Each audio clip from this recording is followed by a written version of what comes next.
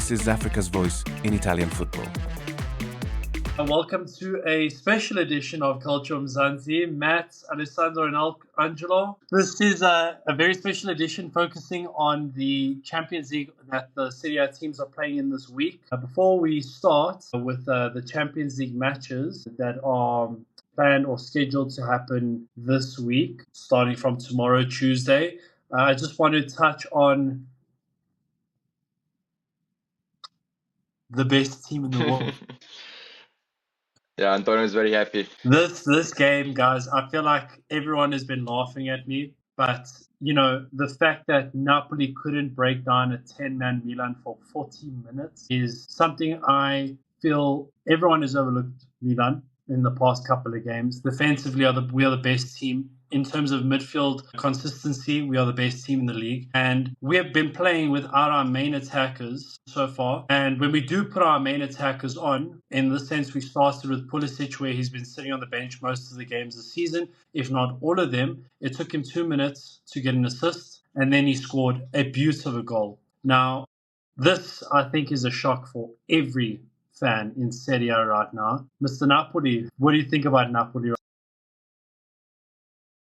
I'm just need to say I'm not a Napoli fan, okay? It's just my surname for the people who don't know that. So I'm not very upset for Napoli losing, just because I saw how Milan played that match, and they deserve to win. I said it even before the match. They had a good chance against Napoli to prove themselves again, and that was just an Allegri's masterclass. The first half, Milan was the best team I've seen playing this season by any football club, and I'm not even exaggerating. They were just all over the place. They were every time Conte's Napoli was trying to press them high up, they found a way to get away. And I think Modric plus Pulisic is just a deadly combo that no team right now has a possibility of stopping if they keep playing like that. So I don't know what Matt thinks, since seeing the other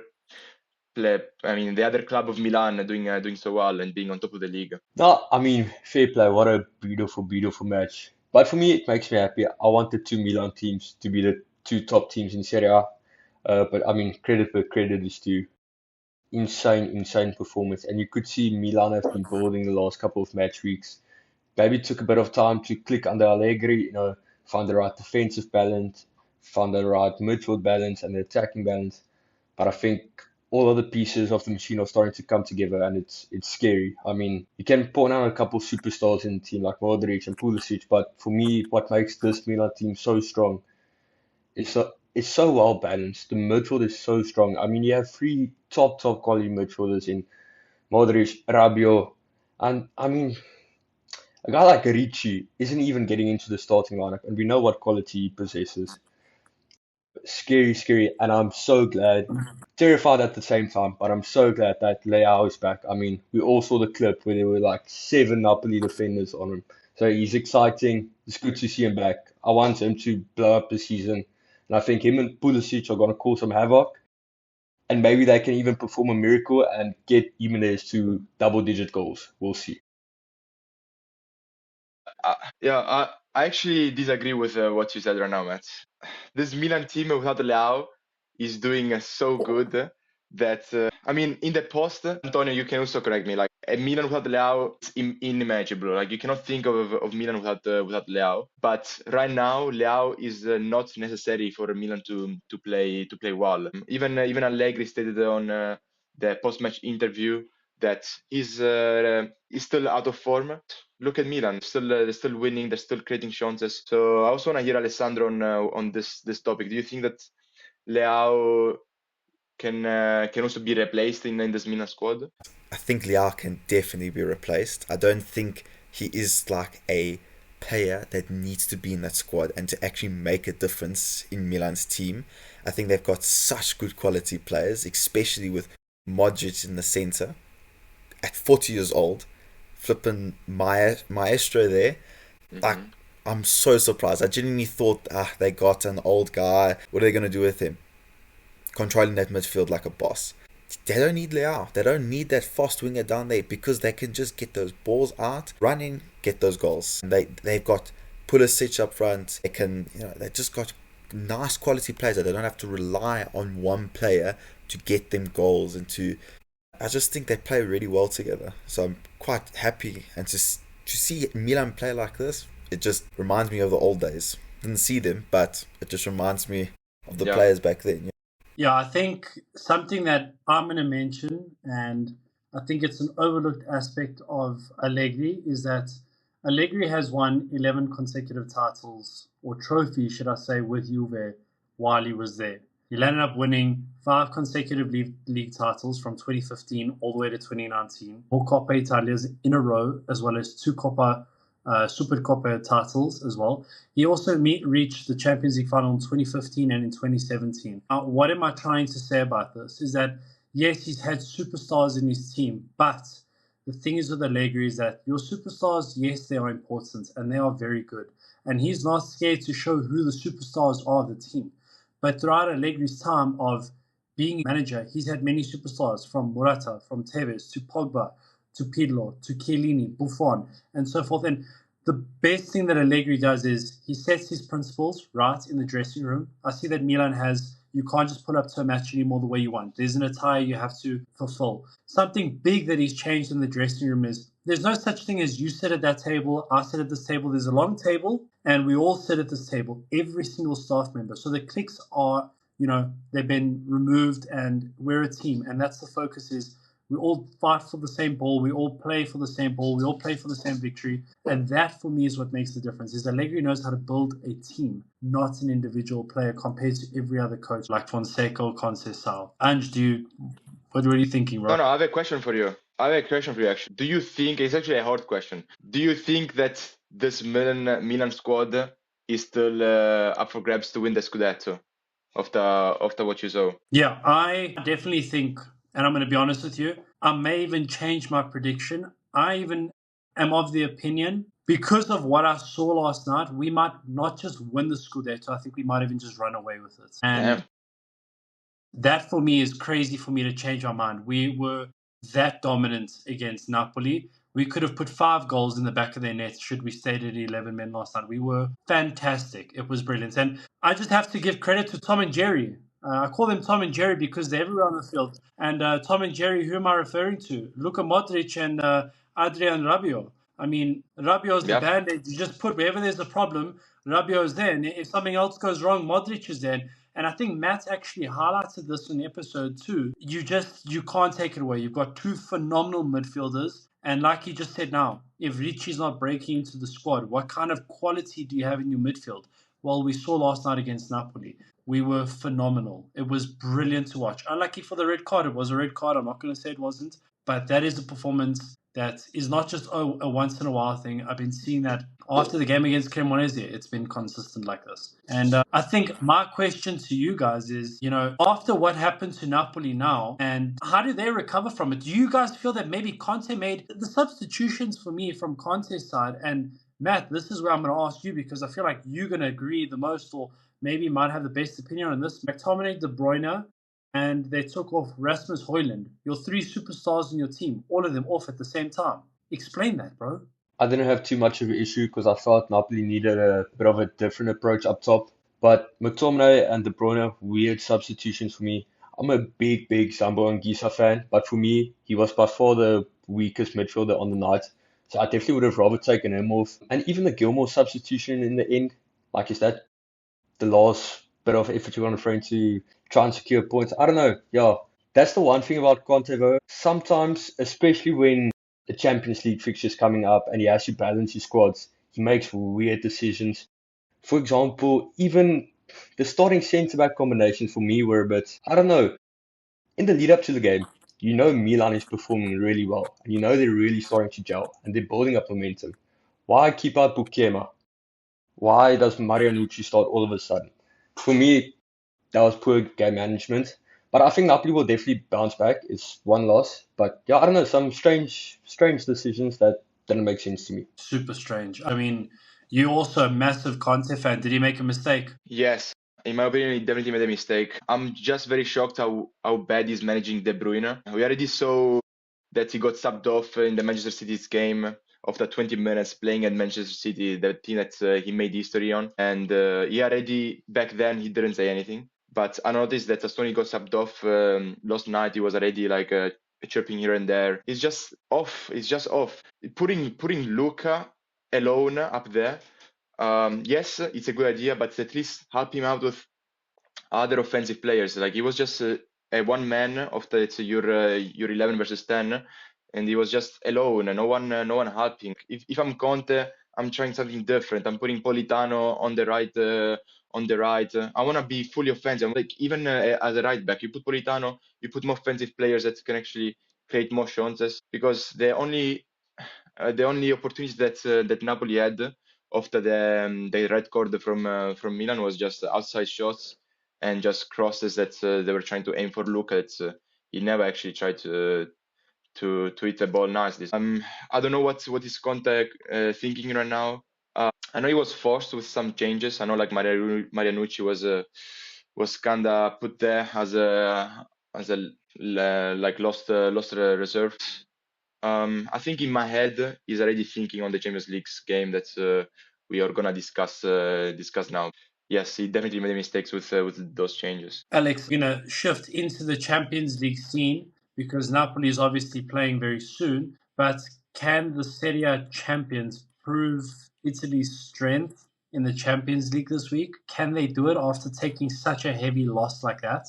They are playing, let's not forget, Sporting. Sporting is, guys, for anyone who doesn't know, you can never count Sporting out. They play some good football. I don't think Napoli should, like, you can't think of Napoli as completely out. I definitely think it's a loss. It's a bit of a setback, but they're still a good quality team. And when they have the right team on, they can still make a difference and actually make a difficult game for the opponent. So when it comes to Sporting, it's going to be a tough game for Sporting, definitely. And I definitely think Napoli will want to bounce back from a setback like that and just prove that they're not left behind and they're not like just won the league and now there's nothing going on with them. I definitely think they're still a team to watch out for, and you mustn't, not worry about them at all. I don't know what Conte is doing at the moment, but he is, in my opinion, I feel like he's making enemies with his players. But I think that's a separate topic we should talk about, definitely. Yeah, it's a fair point. Look, the reason I asked the question is if you have to take, let's say the Italian league and the Portuguese league start at the same time, if you had to take the ratio of wins to games, Napoli's wins versus losses would be the exact same as Sporting. Sporting is obviously second in the Portuguese league with 6 wins and 1 loss. So they are second place. Napoli is also second place with 1 loss being to Milan and the other 3 wins. Matt, do you think that Napoli will be able to dominate the midfield against Sporting? This Sporting side, from my understanding and a few people that I've spoken to, the strength of this Sporting team is the midfield. I think they will. I think Conte is a manager who, after he takes a defeat, he has a point he has to prove, and he'll do anything in his power to do it. And I think McTominay, De Bruyne, Simon Mignolet, they share the same mentality. And I think especially in Naples, I don't know, I see a Simon Mignolet masterclass coming. I think this loss actually helps Napoli. I think they might have been getting a bit too complacent after last season's dominant performance. Throughout the season, they've looked decent, but I've been skeptical about the defense. There's been a lot of gaps in transition, in my opinion, as well. So I think this was a needed loss, an important loss, and I think they're coming back strong. And I really do believe the midfield is going to boss the next game. Oh, that's a good statement. And I don't know if we want to ask you what your thoughts are on this game, or if you want to go straight into some predictions. I mean, we can really go on some predictions. So just one line I want to say is just I agree a lot with Matt. Napoli needed this loss to kind of humble them a lot, but I mean, we're still discussing the Italian champions, the team that has on paper like the best team to win Serie A. I think that Conte will find his way back. He's already putting it out there. The hierarchy of the way Napoli works is that Conte is always the main guy. Everyone must listen to him, and as soon as you try to complain, you're gonna be like schooled on. That's gonna be a good opportunity for Napoli to bounce back against Sporting Lisbon. It's gonna be a mental test. but Napoli can definitely come back. Yeah. I'm just going to one-line it here. I'm going for a very simple 3-1 domination. I think Napoli is going to... I think they're going to... Like Matt said, it's a statement win. They need to bounce back. You can't just lose to Milan and say, okay, but that's it, our season's done. You need to win, and this is a very important match for Napoli. So 3-0 for me, 3-1 actually. Matt, your score prediction? I agree, 3-1. Ale? I agree with 3 goals for Napoli, but I don't think Sporting would get a goal. They want to put a statement out. Ange? I'm going to go 4-0. I like it. I like it. No.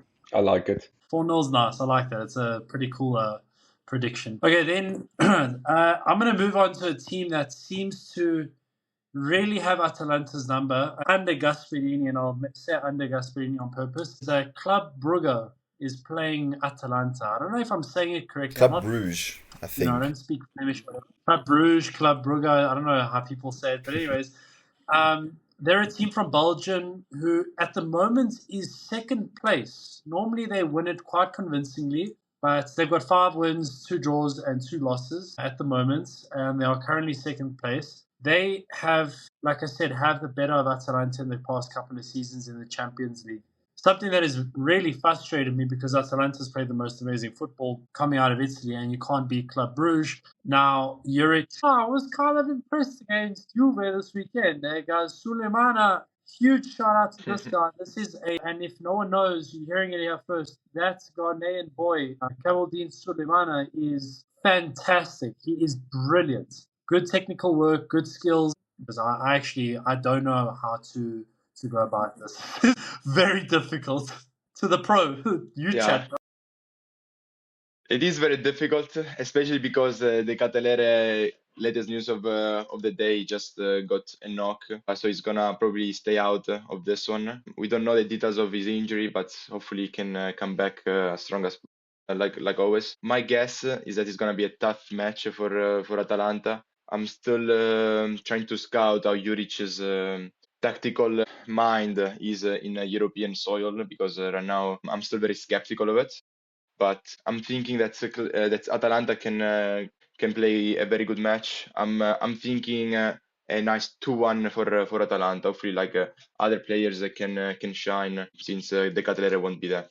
Matt, the one thing that I've learned about this Club Brugge team is that they are very good on counter-attacks. And the one thing we saw from PSG versus Atalanta, as well as other teams in Serie A, the one thing Atalanta struggles with is counter-attacks. Angelo's made a very bold statement with that victory for Atalanta. Do you agree with him, knowing that Atalanta's weakness is counter-attacks? Atalanta's such a hard team to predict, because the performances are so inconsistent. The thing is, I've watched games this season where the defense has worked so well, especially when you have Zalewski on the left, Villanova on the right, and then everything just clicks. And then you get the PSG game, and everything just falls apart. So I'm really hesitant to make a prediction. But I think if Pasalic performs similar to what he did in the Juve game, in the sense where he's a gritty, physical, breaking up play kind of midfielder, just to give a bit more stability, because I think that's the main reason why they're so prone on counter-attacks.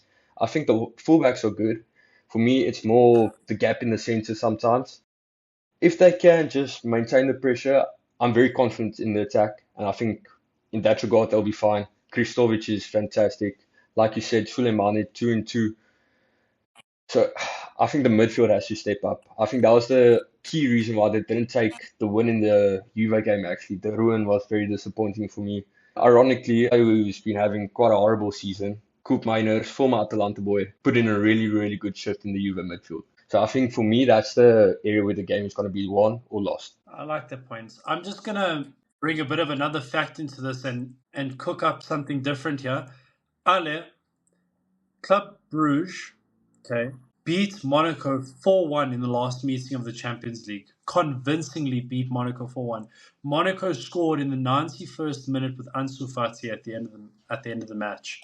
Literally steamrolling through Monaco. I know Angelo and Matt have stated their points. Do you still have faith in Atalanta to win? No, I have to completely disagree with both Matt and Angelo. I either think it's going to be a draw 2-2 or Club Brugge will walk away 2-1. Because Club Brugge are like that type of team when it comes to big games early on in the Champions League, they run away with it.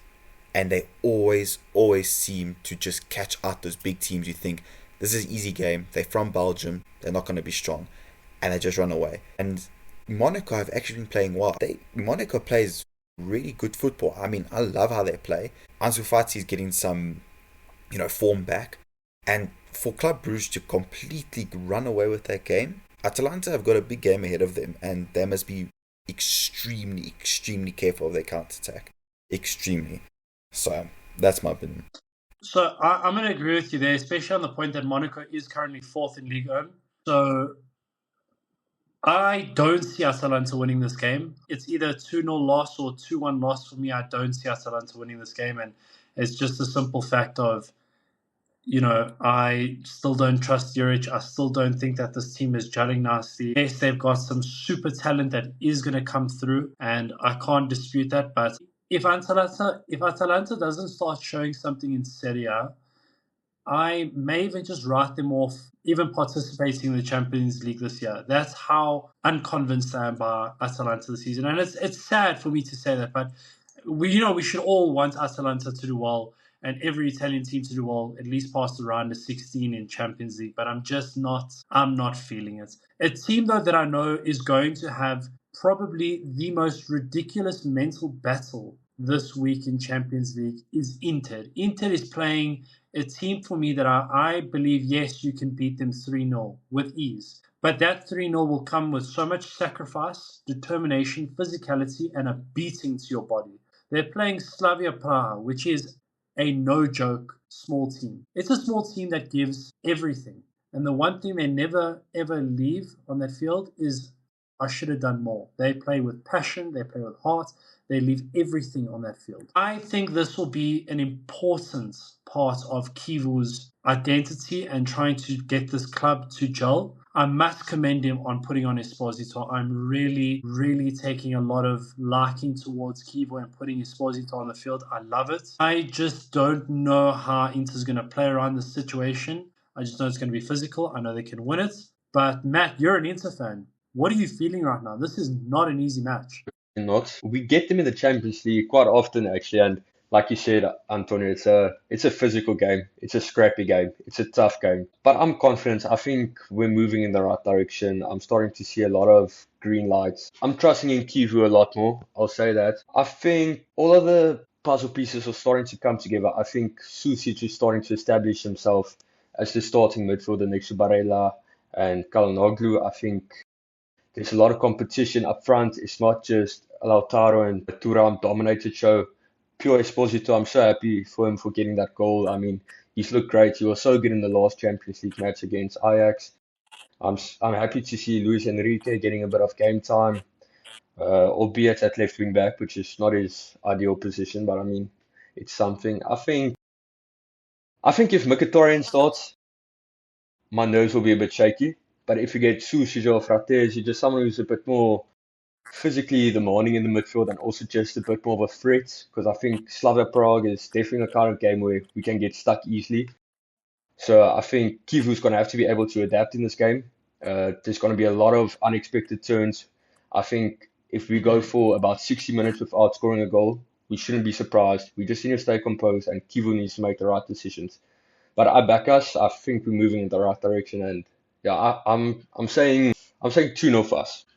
I like that prediction. And I'm gonna add a little bit more spice to the situation. Inter has been proven beatable in Serie A.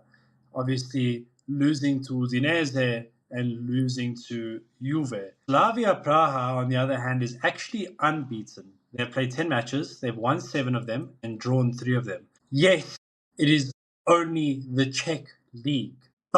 But, you are coming with the sort of status that you are, up until this point, no one has beaten you. You're walking to San Siro and you know that, well, let me correct myself. It is the San Siro, by the way. But the Giuseppe Meazza is a fortress. Your mentality and the way you're going to play football needs to be so difficult to break down. We know that the Czechs can get it right in the way they think. How do you think it will influence the game? It is going to be a physical game. We always know that Slavia Praga can always play the best football in Czech Republic, but in Champions League, I think it's gonna be a little bit different. I watched the game against Bodo Glimt. They were winning 2-0 at the 75th minute, and then they just threw the game and they just drew 2-2 in a few minutes against the Bodo Glimt. So they're still a young team. They have a nice player. Talking about African players, I know that you like mentioning them. They have a Senegalese defender. His name is Youssoufa Mbodi, that scored 2 goals in the debut in the first game of the Champions League campaign this season, and is the fourth youngest Senegalese player to score in the Champions League. That's a fun fact for you. But going back to Inter, they have been coming back from the losses. Right now, they're in the best condition as ever. They played 3 games, and the past 3 games, Inter has won all of them. They won 2-0 against Cagliari with a beautiful performance from Pio Esposito. They won their key that we still needed to give him a lot of time. And then also against Ajax 2-0 in the Champions League. So right now, everything is on Inter side to do very good. My prediction is that it's going to be 3-0 for Inter. Yeah, it's also a decent prediction. Alex, I think we covered almost everything when it comes to Inter versus Slavia Prague. Is there anything you want to add, or do you just want to shoot your prediction this way? I was thinking, I honestly don't think it'll be a terribly tough game for Inter. I, for some reason, have a prediction that Inter will run away with this game. I'm calling an easy 3-0, 4-0 win here. I don't know, I have a feeling. You can call me crazy, but I have a feeling they have something to prove.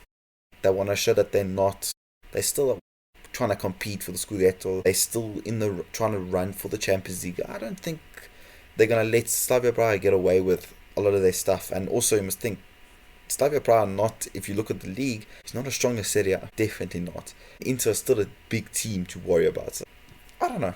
We'll see. Yeah. Hear me out with my weird statement here. I honestly feel that if Inter wants to see how good this team can jam, they should leave Marcus Thuram on the bench for the first half of the match. I think give Esposito a chance up front with Boni and then bring on your superstars afterwards. I feel that it's a match that you don't need to risk too much, knowing how physical your opposition is. See if the boys can get the job done. Don't risk. That's the only kind of thing that I'd want Inter to mainly focus on. I know that Matt is sitting there going like, oh, maybe that's not a good idea, but we need the points. But I really feel that if Inter really is building a project for the future, give the young oaks a chance. You don't need to risk so much with Lautaro and Thuram up front in this match, knowing that your Serie A campaign is still not underway and not up and running. Your Champions League, you've got the boys who can get the job done. Put them on the field, give them a chance. Boni and Esposito, I think, can do the job and win the match for you. I don't even think that you would need to put on Lautaro and Thuram. You can even play with one striker and have more wing-like players around afterwards. But it's a weird opinion. I'm going to go for a 1-0 win, though. I don't think it's going to be a straight walkover. Weird one, yes, but I'm just hoping it's a 1-0 win that will actually give Inter the chance to grow. Maybe give Barella some minutes on the bench as well, and just let him calm down. 100%. And, just minutes add up, guys. You can't run forever. That's the reality of the game. I want to move on to a game that, I look at this game and I actually worry. I'm not a Juventino, and I'm glad I'm not, but I worry for them. I'm going to pray for them tonight because I feel that they need whatever help they can get out there. I don't think that this is by any means or way a walkover game, easy one to know. This will be harder than the game against Dortmund. Matt, I don't know, dude. The yellow submarine doesn't sink. It goes underwater for a bit, but when it comes up, you notice. What you thinking about this? I think I like to take that this is a more difficult game than Dortmund. I actually agree with you on that one. I like what's happening in Turin at the moment. I think there's a lot of positive signs. Even in the Atalanta game, Juve weren't at their best, but it was still a very solid performance in my opinion. I think there's a lot of small green lights flashing that are showing me indications of long-term success. I think they're making 100% the right decision in building this team around Jurić. Not only because of his talent, but you can see he's a player who's so committed to the badge. He rejected all the moves this summer, and he fights until the 90th minute. I think the centre backs and the whole defensive system is still a little bit finding its feet, but I think Kalulu, I have my doubts about him, but at right back, he's playing phenomenal football at the moment. The only thing I feel they need to change is if they don't start Vlahovic, I prefer Vlahovic coming off from the bench, so I'm fine with this. But if you're playing David or Openda, do not play them in the same role as you play Vlahovic. They're not hold-up strikers. They're never going to play as a false nine. Give them the freedom to cut the line, get in behind, and create chances more from open play and less from set pieces. But I think, Mister side, I'm scared because I think I see another Juventus mega giant coming again. So I back Juve this game, but definitely tight game for Villarreal. I think Pepe has been in insane form in La Liga from the couple games I've watched. So I'm going to say a very, very hard for 2-1, but it's going to be a big win for Juve going forward into the season. Yeah, it's a good point. Here's the stats from La Liga this season. So you also are aware of this. 5 wins for Villarreal in La Liga, 1 draw, 1 loss. They are currently sitting third, 2 points behind Real Madrid and 3 points behind Barcelona.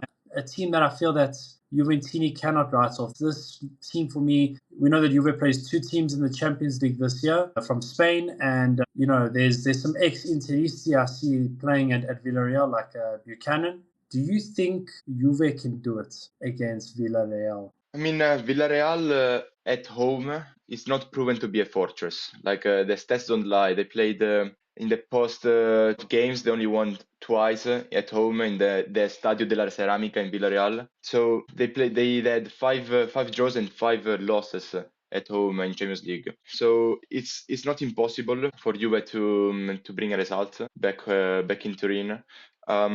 I'm scared for both teams that already a mistake in this game can cost them very badly, because the Champions League is stacked of good teams. Villarreal is coming back from a loss 1-0 against Tottenham, which they want to prove themselves, and they did in La Liga, winning 3 consecutive games. And Juve at the same time, they're coming back in Champions League from a crazy match. I don't know if you guys remember the game against Dortmund. They always try to come back from a goal down, and then the match ended the 4-4 with an insane game. So loss will position Juventus with 1 point in 2 games. So it's not gonna be looking very good. Juventus only won once of the post 10 away games in Champions League. So that's very worrying for all the Juventus fans out there. They did 4 draws and 5 losses. So right now it's going to be a very, very tight match, stats-wise. So I'm very curious how will that play on. My guess is that it's going to be a draw. That's going to be, I think, the 3rd consecutive draw for Juventus, if that's going to happen. But my guess is going to be 1-1. Yeah, you're right.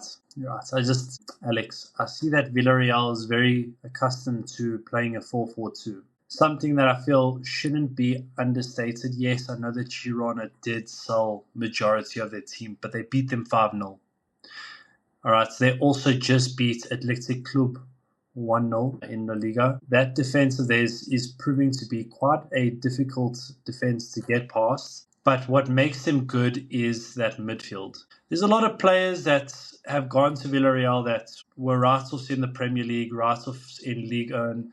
Some players from Arsenal and so forth have gone there, and ex-players from PSG. Obviously, there's also Pepe, as Matt mentioned. I want to set the record straight here, because there's no point in denying it or lying about it. Juve drew the game against Dortmund for one reason. The Dortmund players fought over a penalty like children. You had the coach screaming on the sideline like a mom shouting at 2 kids because one doesn't want to give the soccer ball to the other one. Okay? And the players looking at each other like, oh my gosh, mommy, he doesn't want to pass me the ball. You said he must give me the ball and he's not listening. They were like kids on the field. And that's what cost Dortmund the game against Juve. Juve was never going to get back into that match. Juve's midfield stinks. Really, it's the formation. You know what? The players are phenomenal. You can't tell me that they're not good enough. The players are good enough. It's that formation. And like I mentioned in the previous podcast, it does not cater for domination in the midfield. Juve gets dominated. They don't dominate. And it's a sad fact, but it's the truth. At Inter's midfield is not working. Matt can agree with me. It just doesn't create enough. And Inter was still able to put 3 goals in the back of their net. All right. And Juve did not dominate that midfield. They scored a goal with a couple of set pieces, a use of a goal from outside the box from Yildiz and Adzic. But I don't know how to feel about Juve's midfield in this situation. Honest. Absolutely Only not. the They're honest not winning this answer. game. Absolutely not. I'm calling it 2-0 to Villarreal or 2-1. And I have reasons for this. You said it perfectly. Their midfield is shocking. There is no synergy at all. And especially I'm bringing up the game that they played against Atalanta. I was not convinced by Juve's game at all. I was shocked at Jurić. I mean, Jurić and his team, they actually played well for once. And then all of a sudden, they scored. Cool. I thought, sure, I'm surprised. And then they just played well, and eventually they came back and they scored. But for me, I don't think Juve were too convincing. And coming from that at home, I don't think it was too convincing. Yep. Especially now they're going to Spain to play away. It's not going to be easy for them at all. And I don't think they're going to come off a win. I mean, Villarreal plays solid football. At 4-4-2, basic, but it works. Their midfield controls everything perfectly. And because of that, they're going to win this game. And they're going to control Juve and make them do mistakes. And they're going to attack them on their mistakes. And I think that's how it's going to play out. Yeah, I'm kind of getting feelings along the sides of 73% possession Villarreal and 500 or 600 passes to Villarreal and 150 to Juve. That, like I said, it's that moment where you take your FIFA controller, you throw it in the bloody screen, and my days, boss, what the hell is this game? Where's the secret? I'm all ears. The secret is has a name and a surname. Dusan Vlahovic. Dusan Vlahovic will come off the bench again. No, you guys are laughing, but you guys have to trust me. He scored the last 7 goals for Juventus. They all 7 from the bench. And they came from the second half.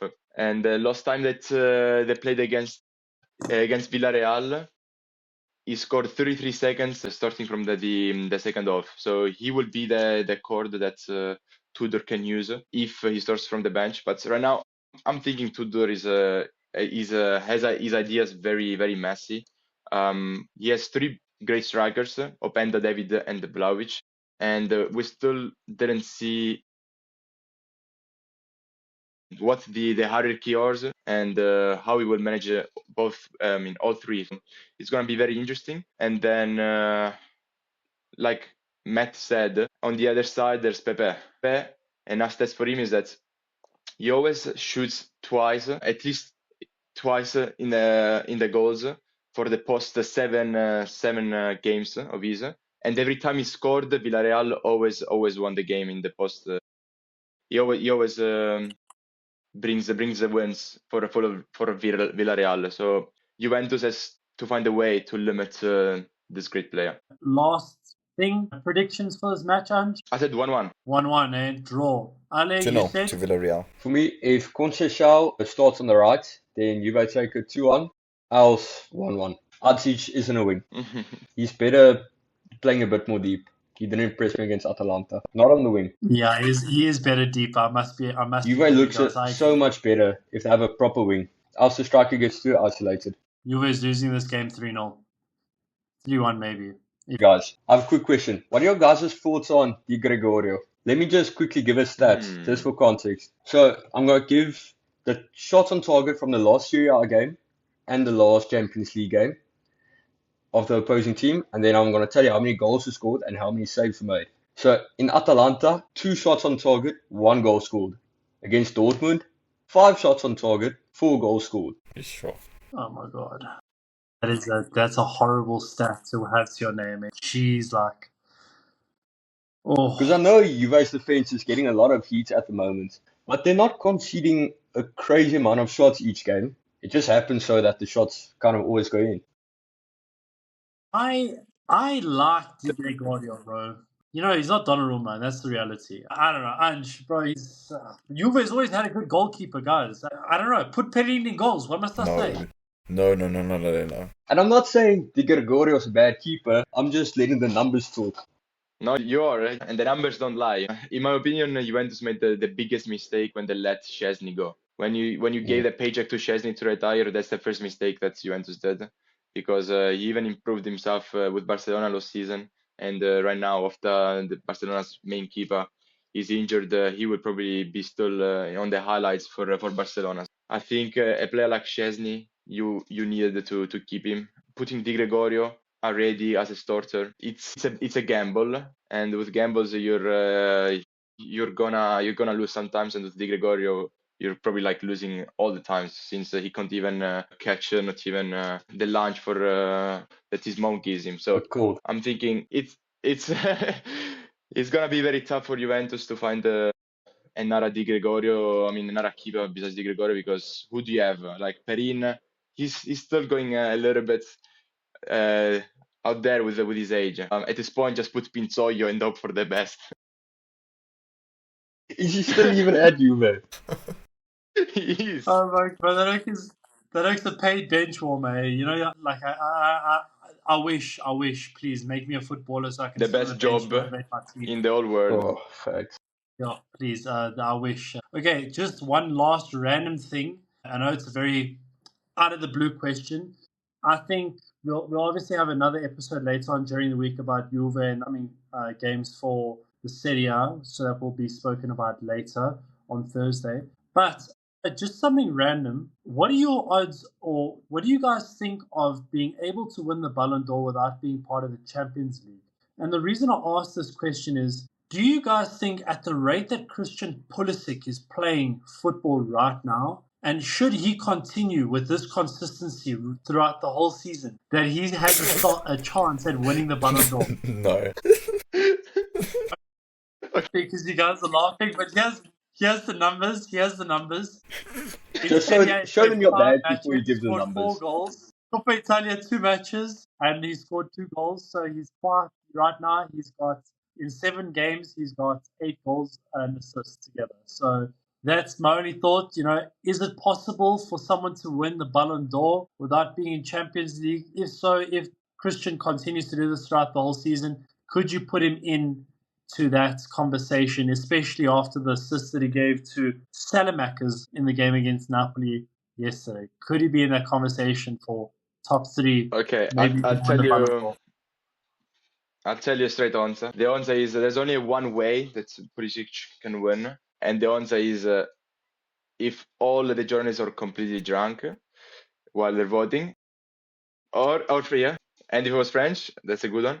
Or if since there's a World Cup next year, if USA somehow wins the World Cup with Pulisic scoring hat tricks every match. So that's the only reason. But we can see how the Ballon d'Or journalists they like to award people that win the Champions League, and Milan unfortunately is not in the Champions League, and so I don't think he will win it. But let's keep it slow, you know. Like Pulisic is a top player. He's gonna do very good this season. Let's see if he can manage to win the Serie A with Milan, and then maybe next year we can talk about the Ballon d'Or contentions. But right now, let's keep it chill. Let's si vola basso. Let's fly very low.